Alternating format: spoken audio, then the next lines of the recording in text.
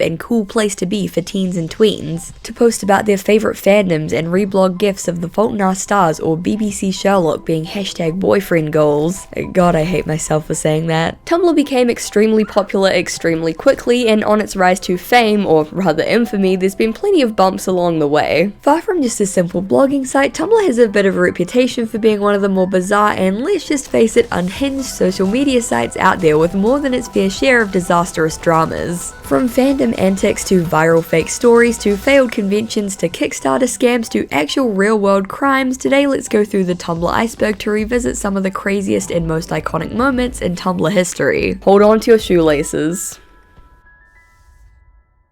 Before we get into things, I just want to give a huge thank you to Squarespace for sponsoring this video. If you want to make a website for literally anything you can think of, Squarespace is there for you. They have hundreds of award-winning templates for all kinds of sites, so even if you can't code, there are tons of visually stunning options. However, if you do want to get more in depth and customize things on that level, you totally can. Set up a storefront for your small business with tons of third-party extensions that can help you promote products, streamline bookkeeping, manage inventory, handle sales tax, and ship items across the globe. Running a small business can be stressful, but Squarespace makes it that much easier. You can create a community by adding a fully integrated commenting system that supports threaded comments, replies, and likes. Plus, you can connect with your audience and generate revenue with gated members-only content. You can manage members, send emails to them, and leverage audience insights all on one super easy-to-use platform. Squarespace also has blogging tools so you can categorize, schedule, and share your posts, as well as display posts from your social media and automatically push your website content to other social media. Basically, whatever you want to make, Squarespace will help you do it. Storefronts, portfolios, projects, newsletters, the options are truly endless. Go to squarespace.com for a free trial, and when you're ready to launch, go to squarespace.com/izzies to save 10% off your first purchase of a website or domain. A huge thank you to Squarespace for sponsoring this video, and now let's dive into the Tumblr iceberg.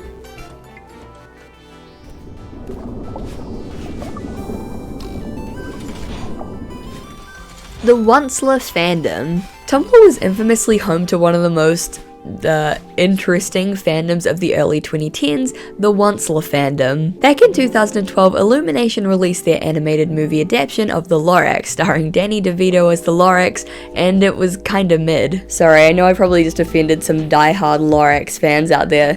The book was better, sorry not sorry. But that belief was definitely not shared by a subsection of Lorax superfans on Tumblr, or rather Onceler superfans, because let's be real, they didn't give a flying fneed about the actual movie and only cared for one single character, the Onceler. The reason why so many Tumblr users were drawn to this character is a bit of a mystery, but it probably has to do with the fact that he was a tall, dark-haired man who played guitar and was sensitive, but also had a villain arc where he was evil and wore a suit and top hat. The issue with using the Lorax as your source material though is that there aren't really that many other characters to have the Onceler interact with or be shipped with. I mean, I guess there's the Lorax, but it just feels wrong. So instead, it became the norm to ship the Onceler with alternate universe versions of himself, which became known as Oncest. What's even more disturbing than the fact that Oncest is a thing that actually exists is how widespread and common it was. Seriously, Onceler shipping content was inescapable in 2012. While the Onceler fandom is far less popular than it was in the early 2010s off the back of the film's release, there's still a small but dedicated fandom devoted to drawing pics of the Onceler smooching himself. Tumblr Sexy Man. And speaking of the Onceler, Tumblr Sexy Man was coined in the early 2010s as a term to broadly describe any fictional male character who becomes extremely popular on Tumblr and garners a huge fandom. And not a fandom for the show or movie or game that he's from, but a fandom solely dedicated to thirsting over this one character. Examples include, of course, the Onceler, Sans Undertale, Bill Cipher, Wheatley,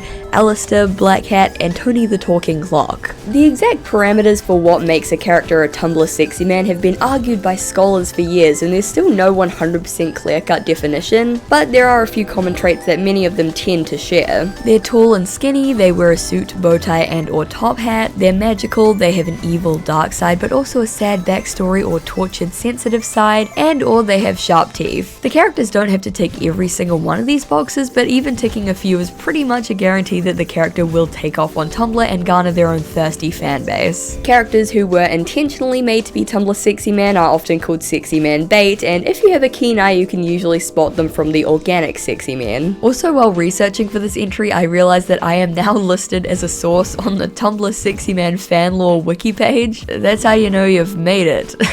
Just Girly Things. Just Girly Things was a Tumblr blog created in November of 2011, which is now infamous for its hashtag relatable, hashtag straight white girl energy. The blog posted generic stock images taken from Google with captions over the top, always with the Just Girly Things watermark underneath. The blog very quickly became popular and the images were spread and reposted across the internet because this was during that very earnest 2010s era where we absolutely ate up blatantly pandering relatable content with zero irony. It was truly a simpler time. Some classic examples of Just Girly Things posts include tanning, buying new MAC makeup, Uggs, making out. That one got 10,000 likes, so you know, the people have spoken on the topic of making out.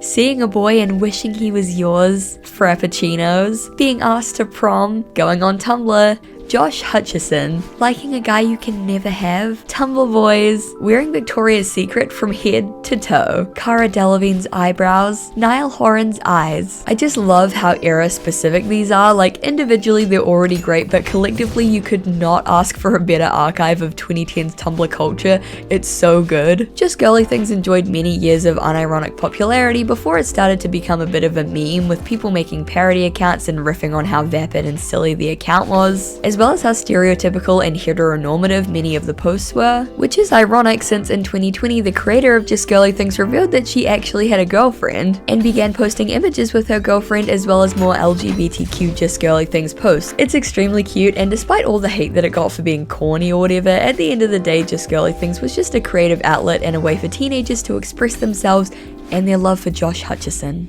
Super Who Lock. Super Who Lock was an extremely popular crossover fandom from Tumblr in the early 2010s. It combined the TV shows Supernatural, Doctor Who, and Sherlock, all three of which were already considered mega fandoms in their own right. Art and fanfictions from this fandom would often feature the characters meeting and living in the same universe and usually being shipped together. It's unknown exactly why this specific crossover of shows amassed such a huge and thriving fan base, but the shows all did have a few things in common. They each had huge and thriving fan bases of their own. They incorporated elements of science fiction, fantasy, and or mystery, and they featured quirky, intelligent men who made snarky quips. The Super Who Lock fandom peaked around 2013 to 2014 and had an absolutely huge impact, not just on Tumblr but on the wider internet. It's one of, if not the most popular crossover fandom in the history of fandom, and a lot of fandom culture and trends we see today can be traced back to the Super Who Lock boom of the 2010s. Misha-pocalypse. As previously discussed, Supernatural was a mega fandom on Tumblr, with all of the actors garnering huge fan bases of their own. None more so than Misha Collins, who portrayed the Angel Castile, one half of the beloved Destiel ship. We're going to talk about April Fools more later on, but TLDR, Tumblr really loves elaborate April Fools pranks, and in 2013 they had cooked up the perfect scheme. A Tumblr user called Loki's Leather Suit was the first one to suggest that everyone change their icons to this image of Misha Collins on April 1st, and when the day came around, Tumblr was absolutely flooded with Misha icons. It spilled over onto other sites, with users even changing their usernames to the point where basically every social media was infested with Misha Collins' face. This event was dubbed the Misha-pocalypse and was so widespread that the actor himself chimed in, tweeting, "The hashtag Misha-pocalypse is worse than an ordinary apocalypse. I've signed up for facial identity surgery so I never have to see that face again." DashCon. Without a doubt, DashCon is Tumblr's most infamous trash fire. Originally named TumbleCon USA, a name which was later changed for legal reasons, DashCon was an unofficial Tumblr convention hosted by Tumblr users for Tumblr users in the beautiful state of Illinois. I'm from New Zealand, so I cannot confirm nor deny whether Illinois is actually beautiful.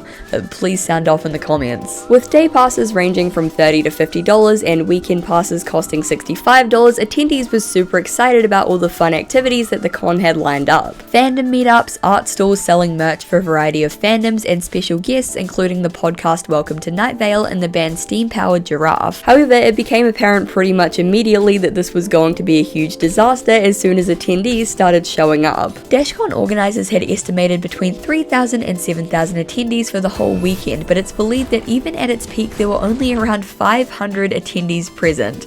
Yikes. This became even more of a problem when the hotel informed the organizers that they would need to pay $20,000 to use the hotel facilities, which the organizers weren't expecting, as they, quote, claimed to have verbally negotiated to pay the venue gradually throughout the convention using ticket sales rather than issuing an upfront payment, despite their contract suggesting otherwise. So yeah, these clowns made a verbal contract with the hotel instead of a written one, and it opened up a floodgate of issues. The con would have to be shut down if they didn't raise the $20K and quick, so the organizers began rallying the few attendees at the convention to fundraise money, as well as soliciting donations online via Tumblr. Miraculously, they managed to raise $17,000 to keep the con running, but this fundraising debacle raised suspicions over whether the whole thing was some sort of scam. As the convention went on, things got even worse. Both Steam Power Giraffe and Welcome to Night Vale cancelled, which was the reason many attendees even came in the first place. Those with tickets to the panel were infamously reimbursed with a free hour in the small child-sized ball pit which sat in a largely empty room for attendees to use, and potentially piss in, though it's still unclear whether anyone actually peed in the ball pit or whether that was just one of many mocking memes made at the expense of the disastrous convention as it unfolded. In DashCon retrospectives made by several ex-members of the team since the event occurred, it's been made clear that a lot of them were very young and inexperienced, and the whole thing was basically a mess from day one. The organization team underestimated the scope of hosting an entire convention and generally just carried out extremely shady business practices. Never agree to terms of a contract verbally, get it in writing. Oh my god, I can't believe that has to be said, but Jesus Christ. To this day, that haunting image of the ball pit is still one of Tumblr's most infamous images, and a symbol of how utterly bonkers the site and its user base could be.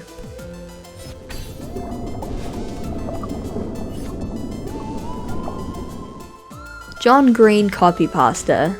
The John Green copypasta incident occurred in 2015 and was a contributing factor to the author leaving the platform. Back when Tumblr gave users the ability to edit other people's posts when reblogging them, which was an absolutely terrible feature that they took way too long to get rid of, John Green made a post celebrating 200,000 followers on his blog called Fishing Boat Proceeds. Someone reblogged this wholesome thank you post and replaced it with this.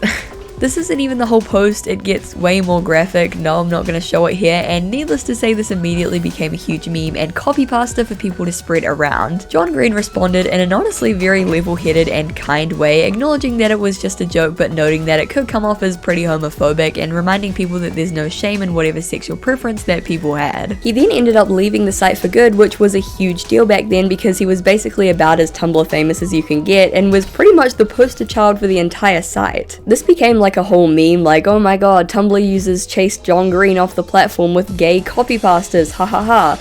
But in reality, this was just one contributing factor of many. John Green had amassed a large and extremely dedicated group of fans and followers, but in a kind of niche Tumblr-y, YouTube-y way that didn't really translate into actual fame. And then he released The Fault in Our Stars, which became a viral phenomenon, and he became actually famous, and suddenly he was facing a lot of criticism. Not only for certain elements of The Fault in Our Stars, but for everything else.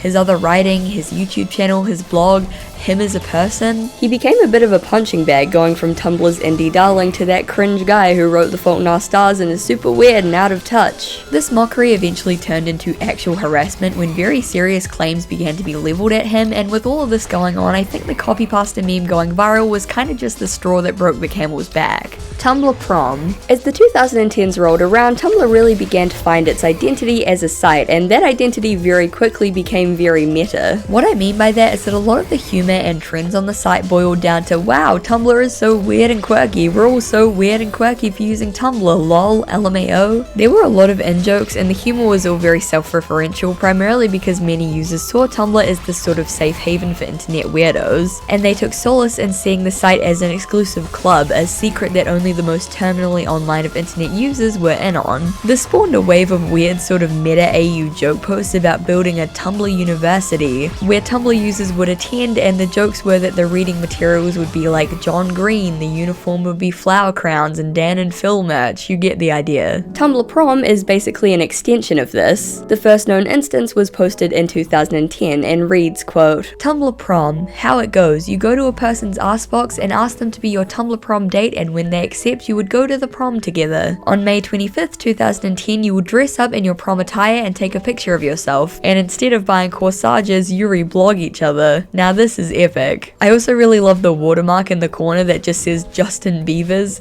This is like the most 2010 Tumblr thing I can imagine. So did people actually dress up and post pictures in their fancy duds for Tumblr prom?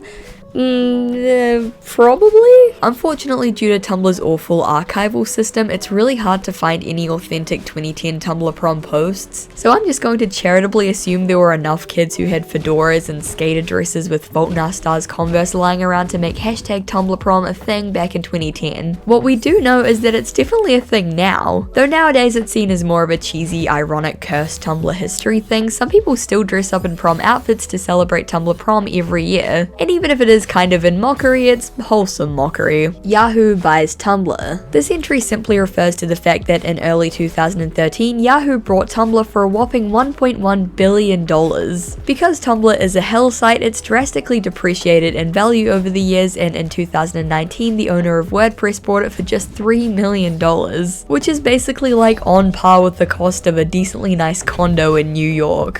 Hilariously, Marissa Mayer, former CEO of Yahoo, recently came out to state that she regrets buying Tumblr instead of Netflix or Hulu, both of which are of course now billion-dollar companies. Tumblr users actually take a lot of pride in the fact that they drove the website into the ground and made it untenable for basically any and all companies to make profit off of it, and you know what? Yeah, they should be proud. That shit is hilarious. The Scam Trifecta. The Scam Trifecta is composed of 3 infamous failed crowdfunding projects: All or Nothing, Miss Officer and Mr. Truffles, and the ARC project. All or Nothing started as a simple Tumblr post with user Discontented Ramblings writing the following prompt: an asexual and pansexual become roommates and have wacky adventures. The show is called All or Nothing. Plot twist, the asexual is really super outgoing and is a huge flirt, while the pansexual is extremely socially awkward and has trouble ordering coffee, let alone getting a date. User Everything is Night Vale then posted this illustration with the caption, "Oops, my hand slipped." From there, things escalated quickly. An Indiegogo campaign for an All or Nothing web series was launched, for some reason asking for only $600, which is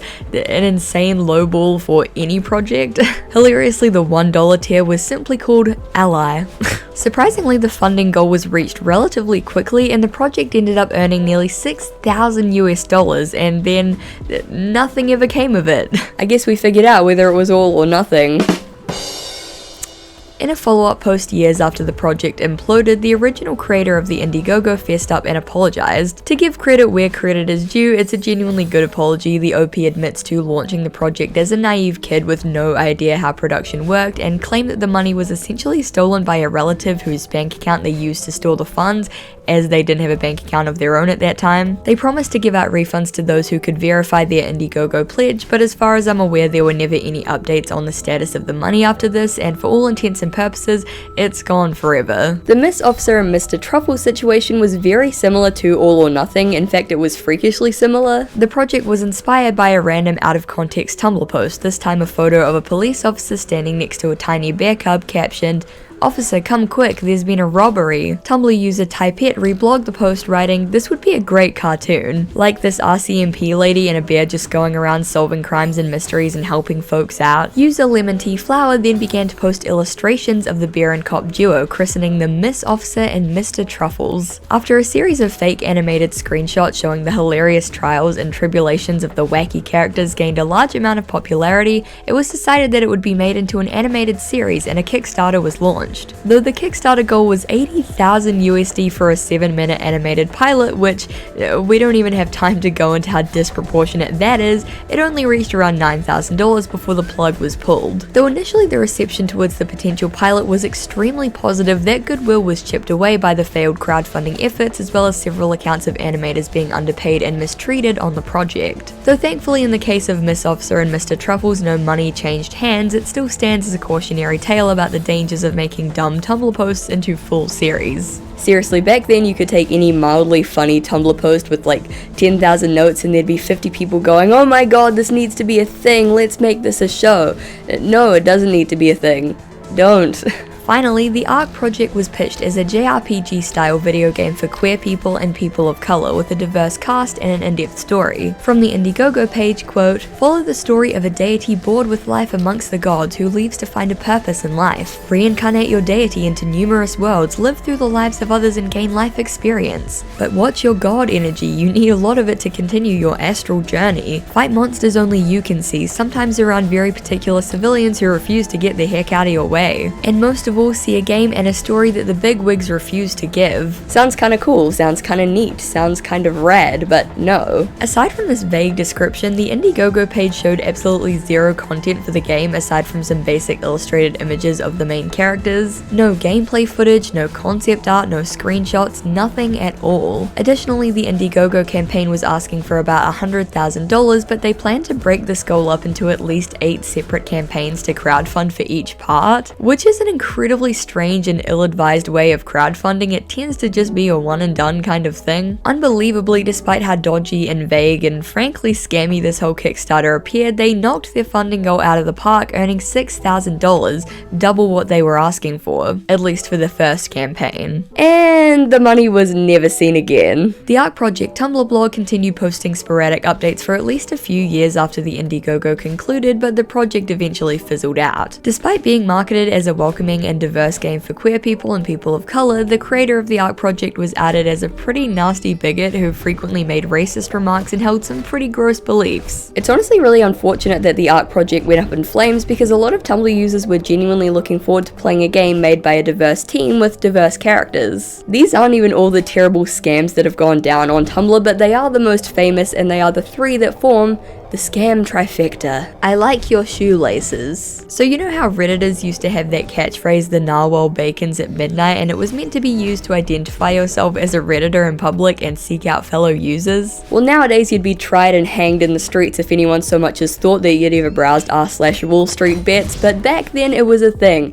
and it was cringe. So it's no wonder that Tumblr also had its own very embarrassing secret catchphrase. Around 2012, Tumblr user BLTSL4 made a post which read, quote, "If I ever see any of you in public, the code is, I like your shoelaces. That way we know we're from Tumblr without revealing anything. I'm just gonna keep saying this to strangers until I find a Tumblr person. Must keep reblogging. I'm going to be so suspicious if anyone tells me this now. Remember, the answer is, I stole them from the president. And thus, I like your shoelaces, thanks, I stole them from the president became the secret code phrase and reply used by Tumblr users to identify other Tumblr users out in the wilds of IRL. Cue floods of fake stories about people yelling, I like your shoelaces out in public and attracting flocks of fellow Tumblrites, or people saying their name was I like your shoelaces at Starbucks and the barista writing, thanks, I stole them from the president on the cup. Okay, I made that last scenario up, but I'm willing to bet at least $8 that there's a post out there just like that. Broken dashboard. This entry basically just refers to the fact that Tumblr is broken as hell. Not only is the site infested with bots and scammers, but the website itself is very prone to weird glitches and issues, and it's not uncommon for the dashboard to just fully become unusable. Tumblr staff even had the gall in 2015 to make a compilation post called The Best of Glitch 2015, compiling some of the worst, most dashboard breaking glitches posted by Tumblr users. An extremely bold move coming from the literal staff of the broken website in question.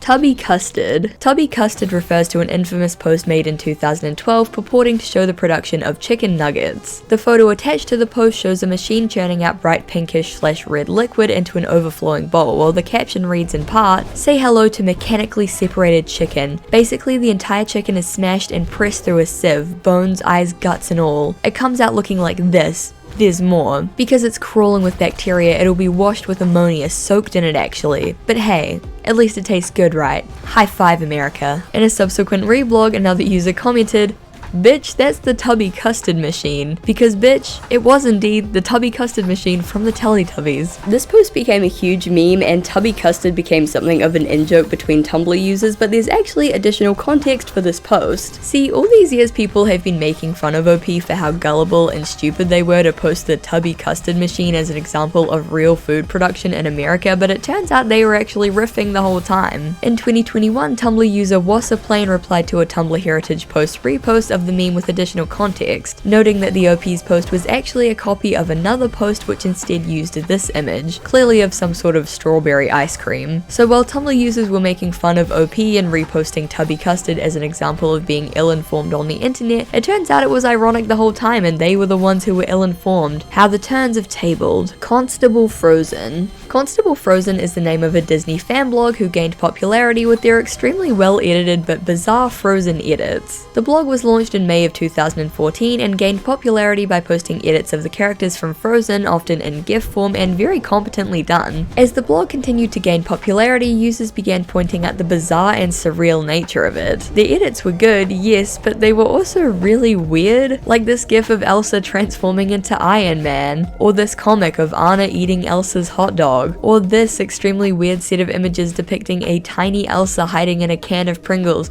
and then being forced to eat one. While the blog had amassed a lot of fans who innocently followed because they liked Frozen and other Disney properties and thought the gifs were cool, a lot of them became weirded out as the post veered more and more into potential fetish territory. Though Constable Frozen denied that there were any sexual undertones to his blog, I kind of beg to differ because, I mean, come on, what is this? Destil Putin. Also known as Destil Putin election, this entry refers to an event that occurred in 2015, and if you're not chronically online, this is so hard to explain, but I'll do my best. So everyone was in quarantine at this point and was anxiously awaiting the US election results. As America held its breath, the 18th episode of the 15th season of Supernatural aired, essentially canonizing the Destil ship and sparking Destilgate. Essentially a huge fan backlash and discord directed towards Destil finally being canonized as a ship. It's a whole thing. The Supernatural fandom in general is just a whole thing. Anyway, Destil is trending everywhere and thousands of screenshots and memes and edits of the Destil confession scene are flooding Twitter and Tumblr. And as this is happening, a news story breaks about the president of Russia, Vladimir Putin, resigning. Except the way that most people online hear about this story is through a Supernatural Destil confession scene edit. Basically, this entire day is a total mess. There's election discourse, Supernatural discourse, Vladimir Putin resignation rumors, and all of these are crossing over and converging on each other. While the hubbub did eventually die down, the Destil confession scene being used as a way to convey completely unrelated and sometimes serious real-world news stories became a bit of a meme. Nowadays, a lot of people on Tumblr get their news delivered through Castile and Dean shipping memes, and there are always like a billion comments saying, "This is how I find out the Queen died?" Bone Stealing Witch. The story of the bone-stealing Tumblr witch, also known as Bone Ghazi, is one of Tumblr's most infamous stories. If you've heard people talking about how crazy or weird Tumblr is, chances are that you've heard them use this story as an example. In December of 2015, a call-out post was written reading, quote, PSA, Tumblr user Lil Fucking Monster is stealing human bones from cemeteries in Louisiana. Please don't let them get away with this and spread the word /signal boost. In response, the user in question made a post titled, No, I am not digging up fucking graves, Jesus fucking Christ, claiming that they weren't stealing the bones but simply gathering the ones that had washed up and been displaced, and that no digging or grave robbing had been involved. They accused critics of being racist towards indigenous and magical practices, claiming that they had posted the bones in a safe space for POC witches to offer them to others who might want to use them. From their post, quote, Magic is dark, magic is bloody, magic is scary. Magic isn't just fucking white light fairy dust bowls of honey on your damn altar. You all can stop touting the threefold rule or Wiccan read or karma thing. That shit applies to only those who believe in it. Full fucking stop. I am not Wiccan. I am not fluffy. I work with death and bones, curses and hexes, the dark and the things not for the faint of heart. And you ain't about to shame me for it. Obviously this whole situation blew up because people read the post and were like, wait, what? At first people thought this was a joke until they realized, no, this call-out post was 100% accurate. Tumblr user Lil Fucking Monster really was stealing human bones from cemeteries in Louisiana. What? Call-out posts and memes about stealing bones abound, and though the OP deleted their account soon after, the damage had been done and it had been immortalized in Tumblr history forever. In 2016, the New Orleans Advocate actually interviewed the bone thief, who revealed that the police had conducted a search of their home where they found human bones, and they had also subpoenaed 12,000 pages worth of Facebook correspondence. Despite how serious this all sounds, as far as I can tell, the investigation never amounted to anything, and the Tumblr bone thief continues to roam free to this day. They say that on a dark and stormy night on the moors you can still see them. The interwebs. Created by user LovePine1997 around 2012, the interwebs was a popular webcomic series focusing on humanized versions of websites. Now this was not a new phenomenon, people had been making Facebook and YouTube and 4chan into anime girls long before this series began, but the interwebs in particular got really big on Tumblr, probably because Tumblr itself was depicted as like a quirky blue-haired weirdo with Converse, and that just struck a chord with people. Some of the design choices were pretty funny, like Steam being a gamer or MySpace being a ghost, but others are just so outdated that it hurts. Facebook is like a vapid blonde who does duck faces all the time. Pinterest is depicted as this weird middle-aged motherly figure wearing a STFU I'm pinning apron. Honestly, the fact that Blogger exists and is a very prominent character should tell you all you need to know about the era this was made in. The shipping was pretty hilarious too. Blogger x YouTube was really common, as was Tumblr x 4chan. Incredible. The interwebs blog continued to gain popularity as the creator would post mini comics and one-shots of the humanized websites interacting and joking around. The fandom grew so large that there were even in-person cosplay meetups where fans would cosplay as the various websites. The webcomic eventually began to die out around 2015, with the creator posting a video in 2017 explaining why they ended the series. They said that they were only around 12 to 13 when they first started the series, so the rapidly growing fandom, many of whom could be pretty demanding at times, was quite overwhelming. They also described their own dislike of the series and explained that they were now in college and too busy to maintain it, not to mention the copyright issues. Despite this, the interwebs has inspired tons of other humanized website AUs on Tumblr and other websites, and these series likely wouldn't be as prolific as they are today without the interwebs paving the way first. Fake Tumblr stories. At this point, Tumblr is pretty infamous for having extremely fake-sounding stories go viral. Some infamous examples include the Down with Sis bus story, which recalls the night that a Tumblr user and a friend were walking down the street when a bunch of people wearing shirts that read Down with Sis jumped out of a van and attacked them, which is one of my favorite Tumblr stories because it implies there are just roving gangs waiting to attack cisgender people like they're a mob spawn in a video game. There's the time that a Tumblr user saw a girl wearing a messy bun and a crop top in Starbucks, prompting her to hiss hipster blogger at her, to which the girl hissed back fandom blogger, and then the two exchanged Tumblrs. My 3 weed smoking girlfriends is a classic. This one's clearly meant to be ironic, but I'm including it because it's called a bunt, lives in my head rent free. There's the story of the Tumblr user who started screaming their lungs out when a new Homestuck update dropped, and then when the police were called they told them why they were screaming, and the police officer also started freaking out and like sat down and started reading the Homestuck update right then and there in their driveway, and their partner had to get them a shock blanket. Then there's the magnum opus, the Raylo shipping story, which describes a confrontation between an adult Raylo shipper who's, quote, wearing her hair in 3 buns and wearing a Kylo shirt, and a teenage anti-shipper. The teenager starts yelling and screaming about how horrible and awful and problematic Ray x Kylo Ren is, at which prompts her mother to come over and tell her off for yelling at a stranger before dropping the bombshell that she herself also ships Raylo. And then, no joke, the mother buys the OP a Nutella crepe as an apology. Absolutely zero notes, that shit still makes me laugh all these years later. The most infamous fake Tumblr post of all is the one about a Tumblr user who gave a homeless man $20 before being confronted by a stranger about how the homeless man didn't deserve the money. And the story ends with the homeless man singing Oppa Homeless style while a crowd of bystanders begins doing the Gangnam Style dance all in sync. It's an incredible story, but it doesn't really count because it doesn't technically exist. It was a fake post created by a Reddit user who had a penchant for editing fake r/that happened style stories. Sarah Z has a really good deep dive video about it if you're curious. Cole Sprouse' social experiment. Cole Sprouse has faced a lot of criticism in the public eye lately, but before he became the uncool Riverdale guy, he was the uncool Tumblr guy. Back in 2012, Cole Sprouse, at the time famous for starring in The Sweet Life of Zack and Cody, made a tweet announcing that he had made a new Tumblr blog called Culture Concept. While the blog started off as a place for him to post his photography, he quickly became preoccupied answering the floods of asks that fans sent his way, which grew more and more by the day as the account grew in popularity. Because, you know, he was a celebrity on Tumblr and that was a novelty. Plus, as you can see, he was kinda quirked up, and if there's one thing Tumblr users in the 2010s loved more than celebrities being online, it was celebrities being quirky and relatable online. A little over a month of solid Culture Concept posting later, and Cole Sprouse would make his final post. So my goal for the this website was accomplished. I got all the information that I needed and now I'm deleting this account. Thanks to all who watched, read, and listened. I hope that in some small way my words carried weight. I love this goofy ass image. The fedora peeking out from the background really makes it. Following the shock announcement, Sprouse took to Twitter to explain further, reading in part, quote, "Well, the Tumblr results are in. I suppose I've given this enough time to fester. The goal was to see how a group of people reacted to a suggestion of being observed. Some of you guessed this, good job. You guys forgot about everything I said in my previous post, jumped to conclusions, and changed your disposition to me.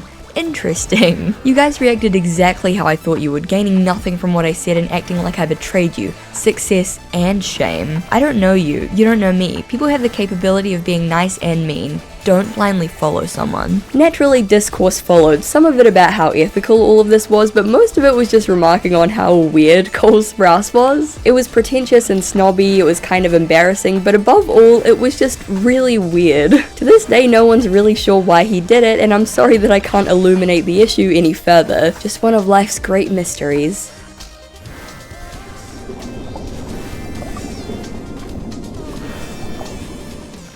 Do you love the color of the sky? This one's pretty simple. Do you love the color of the sky is a popular image on Tumblr which makes use of the site scrolling format to make one super long image that depicts different colors of the sky as you keep scrolling down. This otherwise wholesome post became a bit of a meme as people began editing random images or memes into it, and Tumblr users began complaining en masse about the post as the constant reblogs of it would clog up their dashboard and it would take a super long time to scroll past them all. Because the image is such a relic, the original post still gets shared around occasionally, often with reblog for good luck or make-a-wish attached. Sharpie Bath. The Homestuck Sharpie Bath story originated on 4chan's CGL board, which stands for Cosplay and Gothic Lolita. And look, I try not to read out posts that are too long, usually I just like to paraphrase, but the story it's so iconic, you really just have to hear the whole thing to get the full effect. Quote, "Room with friends for Anime Expo.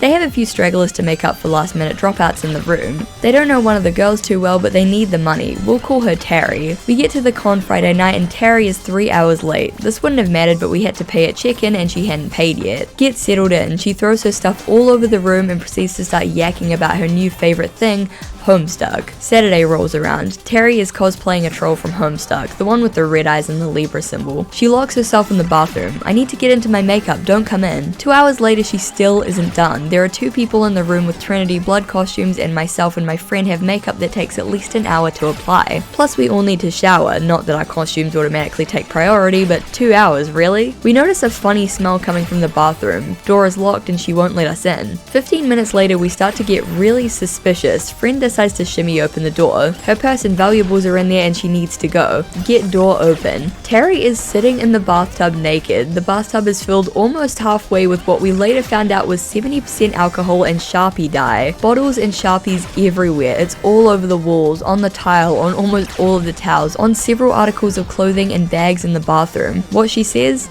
I was going to clean it up. Bitch, you tried to dye yourself grey in a bathtub. We kick her out of the room. She pays $700 in damage fees. She gets skin poisoning / damage from her stupid stunt. The post made its way onto Tumblr where user Phantom Shadow backed up the account, claiming to have been there and vividly describing the dripping grey handprints that the cosplayer left on the bathroom walls, which is amazing, the sheer imagery. This post is one of the all-time classics in the Tumblr Hall of Fame, showcasing the absurdity of the Homestuck fandom and the internet in general. But the big question is, did it really happen? In my original video about the Homestuck Sharpie Bath from like 2 years ago, I proposed that it was, but now I'm not so sure. It's never been 100% confirmed or denied, but in my opinion, its authenticity is highly doubtful. Though Phantom Shadow wrote that they would post pictures of the scene of the crime, no images of the infamous Sharpie tub have ever surfaced despite multiple fake images circulating. The legitimacy of the story has also been called into question because bathing in alcohol can be extremely dangerous and even fatal, as your skin can absorb the alcohol into your bloodstream if you're submerged in it for any lengthy period of time. Phantom Shadow claimed that Terry was actually kept at the hotel afterwards to pay for all of the fines, when in reality if she'd been soaking in alcohol and Sharpie for hours to the point of getting skin poisoning, she'd likely need immediate medical attention. Again, just a game theory as there's no real way to prove or disprove this until irrefutable evidence comes out, Hashtag release the Sharpie bath images. Rabiosexual. In 2017 and 2018, the quote-unquote rabies pride movement started up on Tumblr, with users posting pictures of rabies pride flags and announcing their desire to get and transmit rabies. People were making your favorite character as rabiosexual post, rabies pride stickers were created, and rabies-themed mood boards flooded the site. It became one of those sort of outrageous examples that people use to make Tumblr look bad, like, yeah, sure, Twitter is terrible, but those freaks over on Tumblr are sexually attracted to rabies. It's pretty obvious when you actually look at them for like 2 seconds that these posts were all very much intended to be purposefully shocking and outrageous, and most importantly, satirical. However, the roots of the rabies pride movement are actually pretty interesting. Initially created in 2017 by a Tumblr user called Dirk Has Rabies, which is fitting, it was designed as an identity/movement for him and his friends to use. From the creator's Tumblr quote, "Rabies pride is for autistic trans people. It's for all the people that were treated like animals, treated like they were contagious or had a deadly disease by classmates, siblings, anyone,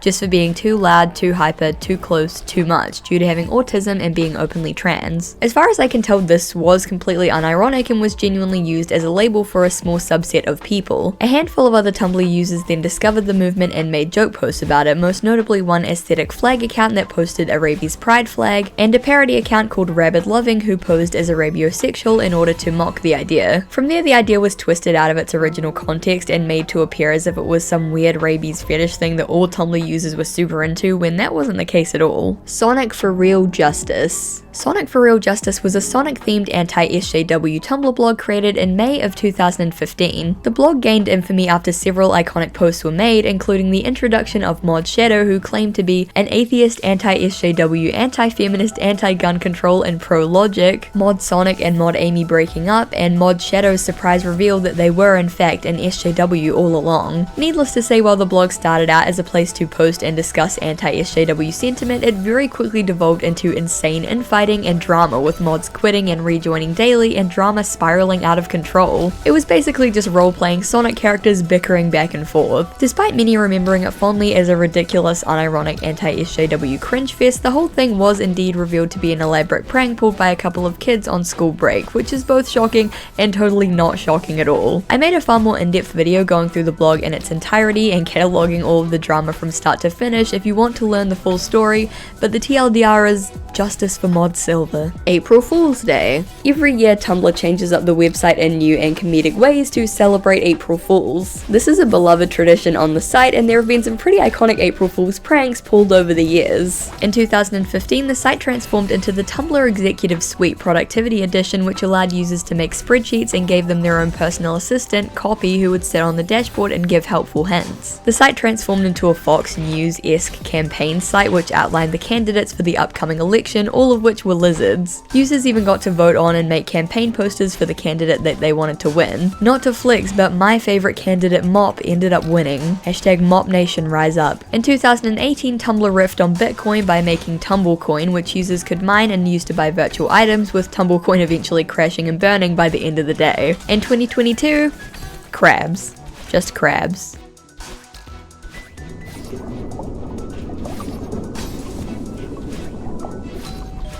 Woody's Roundup. Woody's Roundup was a network of Toy Story role-playing blogs which filled Tumblr around 2017. The idea was to find offensive Tumblr blogs that had been spewing hateful, bigoted content that had deactivated, snatch up the usernames, and convert the blogs into Sheriff Woody role-playing blogs. All of the blogs used this specific image of Woody as a profile picture and would often reply to posts with the word partner, howdy, or random gifs and images of Woody. Thus where the name Woody's Roundup came from, as the Woody Collective saw this as a sort of cleanup movement, rounding up all the varmints and ne'er-do-wells of Tumblr and purging their blogs in place of silly fun Woody roleplays. Woody's Roundup was championed by the people of Tumblr, who were already frustrated with the lack of moderation on the website's behalf, with hate speech blogs running rampant. The Woody's Roundup Collective was seen as vigilante heroes cleaning up the streets of Tumblr because the big guys in charge didn't want to get their hands dirty. Sixpence. Sixpence was an infamous horror-themed blog on Tumblr which posted, quote, creepy, bizarre, horror, paranormal, and science content. It was kind of just one of those generic all-around horror blogs that would post whatever dark or spooky thing popped up on the dashboard, and it became popular because people like to get a little daily dose of spookiness. And when I say popular, I really do mean popular. At the height of Sixpence's reign, they were probably one of the most popular and well-known users on the site, which is quite the achievement given that Tumblr fame is extremely hard to achieve. But the Sixpence empire began to crumble once users started noticing some pretty uncomfortable trends with the blog. Firstly, there were copious stolen posts, which were often lifted directly from other Tumblr blogs or r/nosleep with absolutely zero credit at all. A lot of the posts range from in extremely poor taste to actively demonizing mental illnesses for spooky points. A really common genre of post on the blog was those posts where it shows an artist with schizophrenia's work over a period of time, and the point is to be like,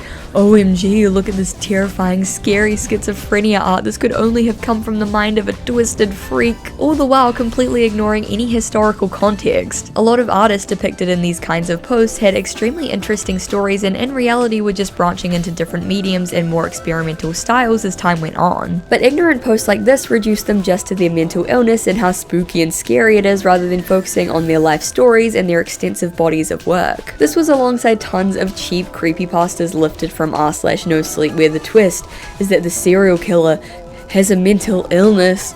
Basically, Sixpence was like many other horror content farms on the internet, completely unafraid to steal content, publish fake information, and use mental health issues, quote-unquote scary disabilities, and real-world tragedy for cheap clicks. But then things got worse. Sixpence launched a service called Sixpence Heals, where for the low price of $30, you could fill out a Google questionnaire with all your quote major and minor doubts, and they'd send you an email back with their healing advice. Obviously, Sixpence was not qualified to be therapizing anyone, not only because they ran an extremely tone-deaf exploitative horror blog, but because they were literally just a college student with a Tumblr blog. The scheme never went ahead due to the huge amount of backlash, so thankfully no vulnerable Sixpence fans were scammed out of their precious $30. This debacle was followed by yet another drama when Sixpence revealed in a post that their family, who lived in South Asia, had an 8-year-old child working at their house doing cleaning and other housekeeping chores. To this day, many Tumblr users remember Sixpence as that one horror blogger with the fake therapy scam and the child slave. Ray-Ban sale. Bots, hackers, and scammers are extremely common on Tumblr, and one of the most common hacks is the Ray-Ban sale. A Tumblr user's account will be compromised through one method or another, and they'll begin to spam these Ray-Bans one-day sale official charity event images, promising Ray-Bans at a heavily discounted rate of $24.99. I literally have no idea how or why this happens so often. It's even happened to me on my own blog. Except in my case it was kind of weird because I just logged in one day and a bunch of these $24.99 Ray-Ban posts were in my drafts, but nothing was ever actually posted, and I was never locked out of my account or anything. So they got far enough to get into my account and make the post, but then just kind of left them in the drafts and never actually posted them, which is extremely funny to me. I guess even hackers get shy sometimes. The Ray-Ban sale post is so well known that people have made entire blogs dedicated to alerting others about them,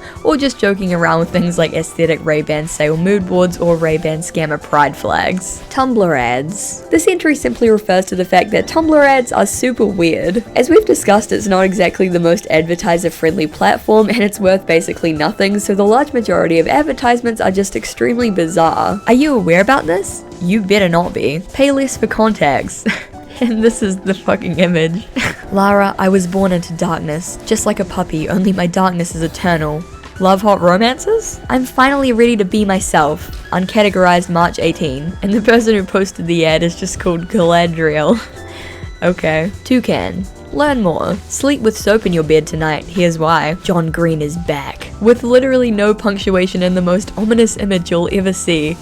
God, Tumblr advertising is amazing. In 2021, ex-Tumblr staff Sreegs made a post explaining why the ads were so bizarre. They noted that Tumblr doesn't collect much info on users, meaning their ads aren't as highly tailored as other sites, and it's mostly weird third-party ad providers which often don't follow advertising guidelines, so they just end up being extremely bizarre. They noted that Tumblr was actually very successful at marketing around 2013 to 2016, having tons of big celebrities on the platform, and popular brands like Denny's and Gushers integrating Tumblr humor ads onto the site to great effect. Yahoo took notice of the success and merged the exclusively Tumblr marketing team into the Yahoo marketing team, causing most of them to resign. Without a team of marketing experts tuning into Tumblr trends and what was hip with the kids, Yahoo just kind of gave up and let the third-party advertisers take control, leading to the oversaturation of bizarre and nonsensical ads on Tumblr today. Needle cookie. This is another one that I've actually already made a video on, but I'm going to summarize the story here. In 2017, a popular Undertale fan artist was gifted a box of handmade cookies by an attendee, only to bite into them and discover that there were needles baked into the dough. They posted a photo of one of the cookies that they had spat out with blood on it, writing that the matter was unable to be investigated and that they had lost all trust and would not be accepting any food at conventions anymore. Despite no mentions of Tumblr or fandom in this original post, a Tumblr user took this incident and used it to spin an unfounded narrative about shipping. One passage from this post, titled "How about we don't hurt real people over fictional ships," reads, quote, "From discussion, Twitter, Reddit, it seems likely that she was given these cookies because she draws sand/frisk art, and a fan decided that drawing a ship they didn't like was worthy of attempted murder." This post sparked a huge amount of shipping drama, with pro-shippers claiming that anti-shippers had made an attempt at murder,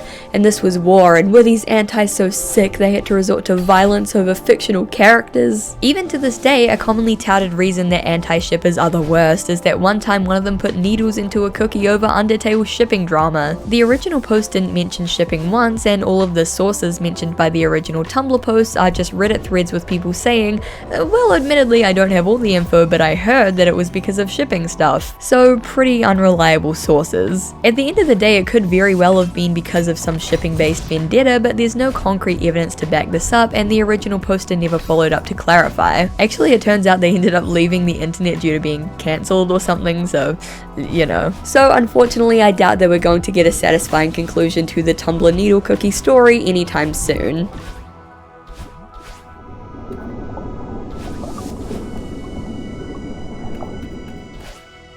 Tumblr aesthetics. Tumblr has cycled through a lot of iconic aesthetics throughout the years, from the Galaxy leggings, OK shirt, Doctor Who scarf era, to the boho chic Polaroids and flower crowns era, to of course Arctic Monkeys, vinyl fishnets, but you're not Maddie Healy grunge. I made a video a while ago on the evolution of different Tumblr aesthetics, and it was really fun covering all of the different styles and trends and how they've evolved and changed over time. But something that I didn't really touch on, and what this entry refers to, is the fact that a lot of these Tumblr aesthetics had pretty dark sides. While it's fun to revisit old Tumblr aesthetic nostalgia in the current day, we have to be careful in the ways that we're bringing it back and reviving it, because often imagery and messages of self-harm, substance abuse, and eating disorders were baked into the fabric of these aesthetic and fashion communities. Black and white images of pills, fashion, and outfit inspiration that was actually just thinly veiled thinspiration or eating disorder encouragement, the glorification of abusive relationships through romanticized captions and edits. It was genuinely really dark, and the worst thing was that a lot of the time it was extremely hard to consume any aesthetic content without falling down this rabbit hole of really concerning and scary messaging, and even becoming a part of a community that embraced and encouraged that. Again, Tumblr aesthetics are super fun and nostalgic, and there's nothing wrong with indulging in a little bit of a throwback or engaging in some good old-fashioned nostalgia. I myself definitely have a lot of fond memories over these subcultures, but it's still important to note how dark a lot of these communities were and how badly they affected many young and impressionable users, and it's important to make sure that while we're bringing these aesthetics back, that we don't also bring that harmful culture back with it. TCC. TCC stands for True Crime Community. For most people, being a part of the true crime community just means being interested in